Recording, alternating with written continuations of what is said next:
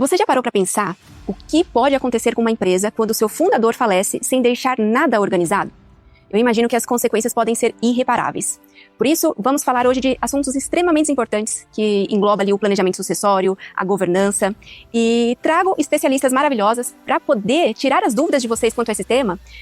E elas vão poder falar com mais propriedade do que eu, por isso que eu apresento vocês a Dani Garcia, especialista em reputação de marca, a Débora Kemi, que ela também ali faz a gestão da governança e o planejamento sucessório, e vão tirar todas as nossas dúvidas quanto a esses temas que são dar dor de cabeça para o empresário, né?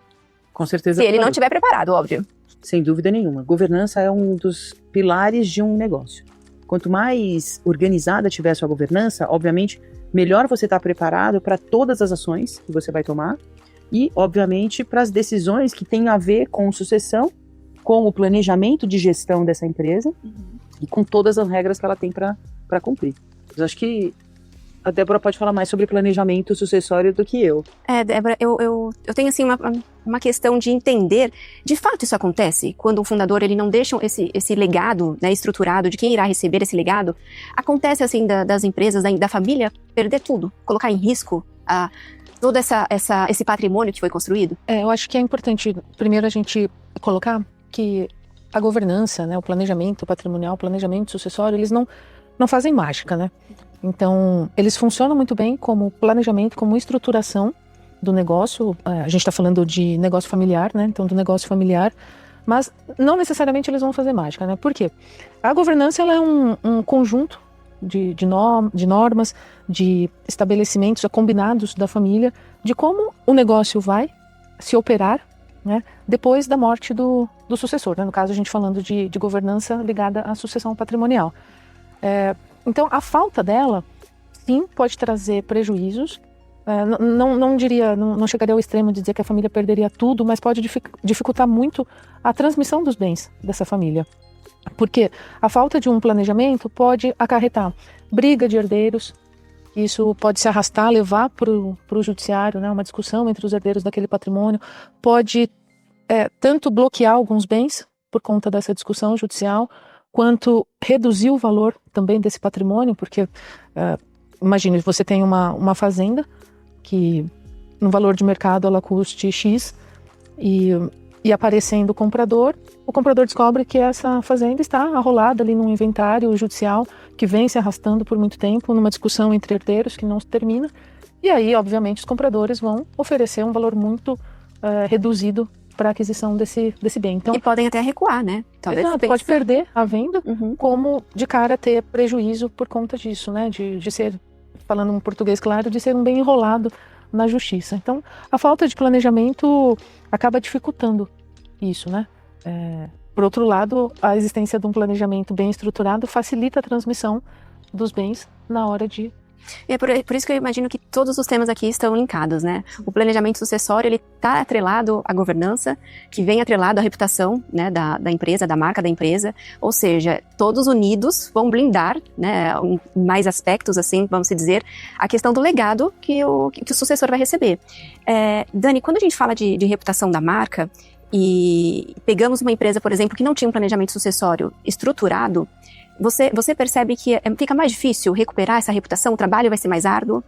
Se a gente tiver um caso de sucessão e que exista questionamentos, brigas e que isso se torne público, com certeza absoluta acaba ferindo a reputação dessa marca, porque as pessoas vão enxergar, né, as pessoas que estão do lado de fora vão enxergar os problemas pelos quais essa empresa está passando, está vivendo, e não necessariamente manterão as suas bases de confiança no nível que tinham antes. Então, quando é demonstrada tantas suscetibilidades, tantos problemas de uma marca, obviamente que todos os stakeholders, parceiros, fornecedores, clientes, começam a olhar com outros olhos. Então, você tem um valor de mercado que pode cair. Então, veja, essa governança, como a Débora falou, ela tem a ver com todo o arcabouço de como a família vai lidar com a sucessão daquele bem, e inclusive pessoas, porta-vozes, executivos que tomam parte ou não tomam parte em conselhos de administração ou de gestão, mas a governança também vai manter vivo, por exemplo, todas as ações e determinações que sempre aconteceram para a linha de condução da empresa. Então vamos imaginar que o fundador, junto com o conselho,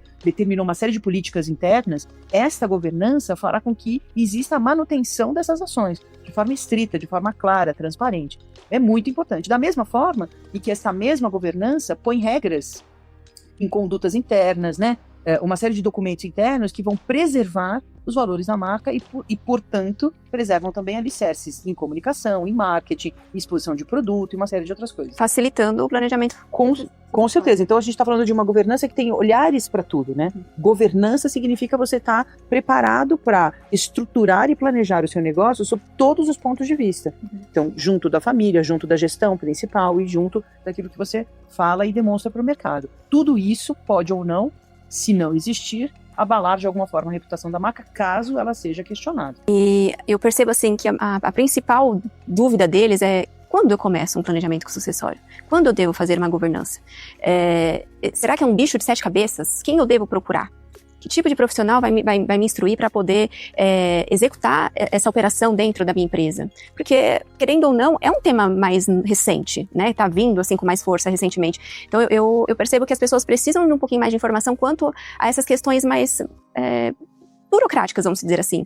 Por onde, Débora, você acha que o empresário ele precisa começar para construir o seu planejamento sucessório? Com certeza, na governança do negócio dele. Governança não é só governar, né? Governança é tomar decisões. Tem a ver com o processo de tomada de decisões. Então, para o empresário que quer preservar o legado dele, preservar a harmonia familiar na hora da sucessão, o quanto antes ele começar, é melhor, né? E como que ele começa? Começa dentro de casa. Então, entendendo, primeiro, quais são as motivações do negócio, qual o legado que ele quer deixar, e como e para quem que ele quer deixar isso, né? Qual que é a história que ele quer que os herdeiros dele contem. Entendendo primeiro qual é esse propósito dele, do negócio dele, do legado dele, aí sim começar a estruturar formalmente a governança, né? Como que se dá essa estruturação? Com documentos básicos de organização da empresa, então manuais internos, códigos de ética, de conduta, acordos sobre integridade, ética, transparência, canais de denúncia e ouvidoria e por aí vai, né? E existe algum profissional específico que ele deve buscar para poder ampará-lo, instruí-lo nessa questão? A governança ela é muito linkada ao jurídico, por conta da documentação e da orientação dos passos, sempre com a leitura do viés, do viés jurídico, do que pode, do que não pode, mas é uma atividade multidisciplinar, porque envolve o valor da empresa. Então, um profissional que entenda de valuation, um profissional que entenda de estratégia, reputação de marca e um advogado são bem-vindos a compor um time para estruturar a governança. É um trabalho de várias mãos, né? Eu gostaria só de complementar o que a Débora falou, que a gente não pode esquecer de que governança e transparência, você falou, né, que agora fala-se mais sobre isso. Fala-se mais sobre isso porque o mundo do mercado financeiro está olhando com outros olhos empresas que demonstram os seus resultados, que têm transparência nos seus números. Então a gente está em épocas onde tudo que é auditado, tudo que é dado, vira instrumento de negociação. Então quanto mais ético, transparente e apurado você tiver os seus números, mais rápido você terá ao seu alcance investidores e o mercado financeiro todo disposto a analisar os seus dados e colocar mais dinheiro, né? E entrar com você em parcerias, fazer uma compra, fazer uma fusão, aquisição, ou seja, o mercado financeiro precisa de dados, e muitos dos dados a gente pode apresentar no negócio. Então a governança passa a ser a camada que determina quais as ações e que obviamente vai determinar como é que a gente analisa esses resultados. Se a gente tiver, além de toda a ação e governança do negócio, a gente tiver também governança para o núcleo familiar, isso se torna muito redondo, muito adequado, porque aí você está entendendo como é que a família vai participar do negócio nesta geração e nas próximas, você entende como a gestão do negócio está alicerçado por todos os valores, como é que o conselho de administração deu ok, e como é que você tem um legado a ser construído. Então, como a Débora estava falando, tem muito a ver com o jurídico, porque é muito baseado em regulação, né? A governança começa de leis e de regulatório, e depois a gente vai melhorando, administrando e acrescentando determinadas coisas. Então, olhar para a camada de governança, olhar para a camada de compliance é fundamental para manter valores da empresa e valores financeiros, né, monetários da empresa, reputação, autoridade, marca e, obviamente, a condução do negócio para as outras gerações. Então, é tudo um compilado, né? Preserva-se marca, preserva-se patentes, olha-se para valuation, preserva-se canais de comunicação e blinda tudo isso com um bom serviço jurídico. E eu imagino que o próprio mercado, investidores olham, né, para essas empresas com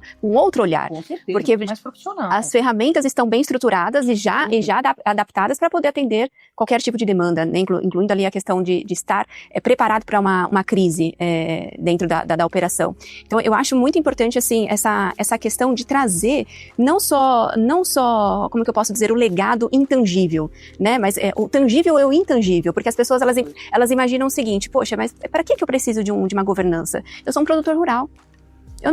Eu planto a soja, colho, exporto e não tenho uma... Porque na hora que você quiser se preparar para o próximo passo, ou crescer, ou ter um investidor internacional ou um parceiro, ele vai pedir para você quais são as regras, né? Exatamente. Então, é muito importante entenderem que não é para certos tipos de empresas, né? São empresas rurais também que devem se adaptar a esses novos formatos, estar já um passo à frente, né? Planejando essa questão da sucessão, da governança, ter esse canal de ouvidoria para poder atender as demandas internas, inclusive, né? Com certeza. Já acho bem importante trazer essa ênfase, porque as pessoas pensam que a ouvidoria ela é só para um canal externo, né? Não, ao contrário. A gente tem hoje muitas questões internas que precisam ter canais onde o colaborador precisa se sentir confortável para reportar aquilo que não está sendo adequado para ele. Né? Então, o canal de ouvidoria e denúncia servem muitas vezes para prevenir, para se preparar para não ter problema. Que é fundamental colocar o quanto antes. Com certeza. E outro ponto que eu observo, no escritório nós temos diversas marcas de clientes já registradas, né?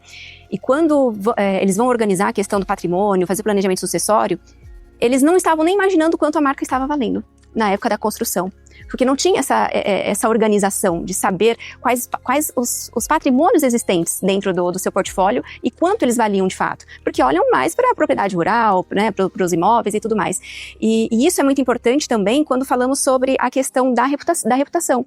Porque a gente fala de valuation de uma marca que ela vai entrar para patrimônio, e na questão da reputação, quando acontece uma crise, é o primeiro que vai sofrer um impacto financeiro, porque vai ter uma queda de valor no mercado. E até ela se reerguer, eu acho que é um caminhar mais longo, né? Com certeza absoluta. Recuperar a reputação que você tinha demora muito mais tempo do que qualquer outra atividade.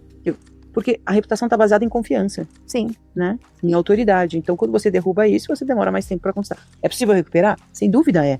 É possível até melhorar. Mas vai depender das ações que você tomar e da estruturação que você está tendo para isso. Legal. E dentro do planejamento sucessório, Débora, eles conseguem, assim, já fazer as possíveis determinações de como que esse processo vai funcionar, como que ele deve funcionar posteriormente?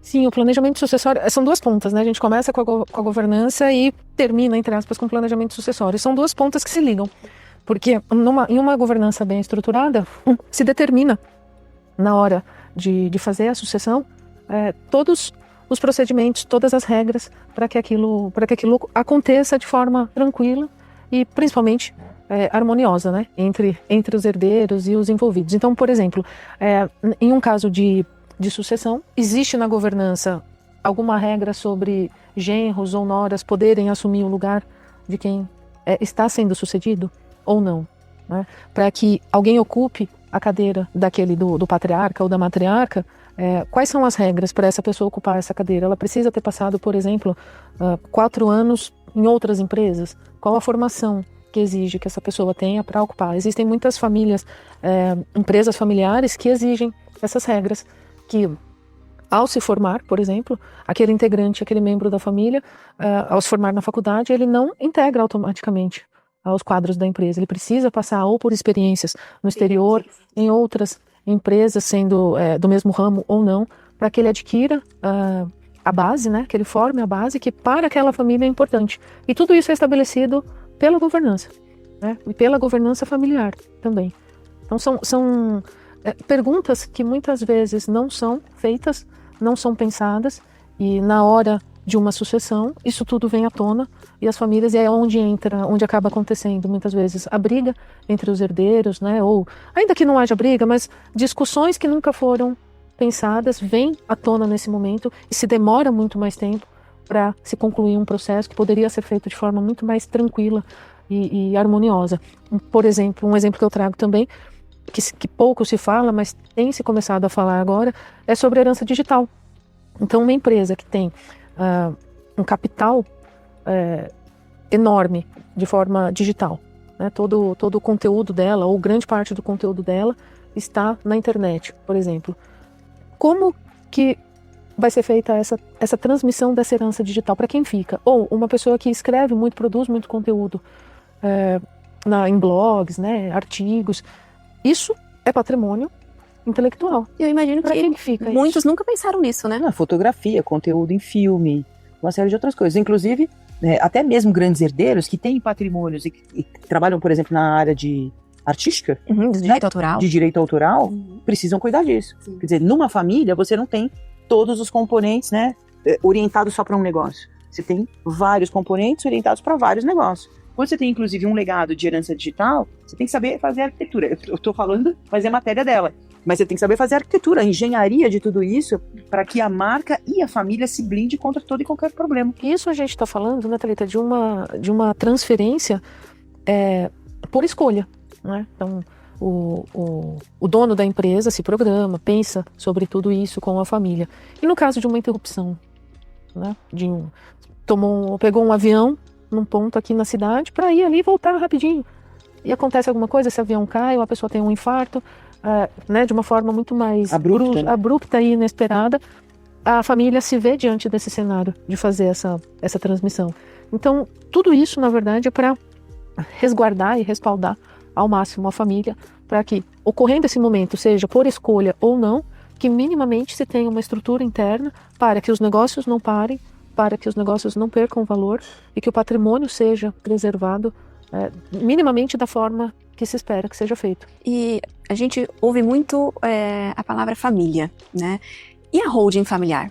A holding familiar, ela é uma forma de organização para que se preserve os ativos daquela família. A diferença da holding patrimonial para familiar é que a holding patrimonial ela é uma forma de gestão dos ativos, né? De todos os negócios da família, é a holding patrimonial que vai cuidar disso. Então, se tem imóveis, se tem ações, quais os bens que se quer colocar naquela holding para que se tenha uma gestão mais eficiente, transparente e organizada daquele patrimônio. A holding familiar, ela busca preservar, lógico, o patrimônio da família, mas com esse intuito, né, da sucessão. Como que isso organiza o patrimônio para que ele se preserve na transmissão para os herdeiros. Ou seja, tem que ter um estudo, né, mais detalhado para enxergar o que melhor se aplica caso a caso, né? Caso a caso, principalmente por conta de que cada família tem o seu jeito, né, o seu olhar para o seu negócio, a sua filosofia, a forma de organizar que só ela sabe fazer, né, o DNA dela. Então é caso a caso, porque depende muito do que a família espera que seja feito, como seja feito e principalmente o que ela quer preservar para as futuras gerações. Nossa, muito bacana. Ou seja, temos papo para, olha... Muitas horas, porque são dúvidas que vão surgindo em cima do nosso bate-papo mesmo, né? E acho importante a gente abrir uma caixinha de perguntas, até para o próprio público trazer as dúvidas quanto a esse tema que é de extrema importância para dentro das empresas, seja ela uma empresa rural ou não, né? As indústrias como um todo, elas precisam estar já preparadas para poder passar esse legado. E eu agradeço o bate-papo aqui com a Débora e com a Dani, que... acho que elas aumentaram, assim, um pouquinho o nosso nível de entendimento, de dúvidas sobre essas questões de planejamento sucessório, governança. E eu deixo aqui o espaço para vocês agradecerem, se tiver alguma dica para dar para o público. Bom, eu que agradeço o espaço, acho que falar sobre isso é sempre muito importante, super relevante. E, assim, a gente sempre sugere uma especial atenção em como as empresas se comunicam e como elas escutam, né? Os dois canais são muito importantes. Aquilo que você fala é aquilo que constrói a sua reputação. E saber escutar e responder na mesma medida, sem dúvida nenhuma, corrobora com a sua autoridade e tudo aquilo que você carrega como legado. Bom, eu que agradeço, Thalita, pelo convite. É sempre bom a gente ter um espaço para conversar e orientar as pessoas sobre assuntos que parecem distantes, mas que estão no dia a dia das famílias e dos negócios, né, e principalmente das empresas familiares. E se eu puder deixar uma dica, eu diria para as pessoas se planejarem, porque planejamento é economia. É economia de tempo, de energia e de dinheiro. Então, planejamento evita-se tudo, evita muita dor de cabeça, principalmente em estruturas familiares. Evita uma crise familiar, emocional muito grande, né? Que isso deve acontecer bastante. Meninas, eu agradeço, né, mais uma vez essa oportunidade de bater esse papo tão agregador com vocês. E se vocês quiserem acompanhar os próximos vídeos, que com certeza elas voltarão a conversar aqui conosco, é só seguir a gente no nosso canal. Até a próxima!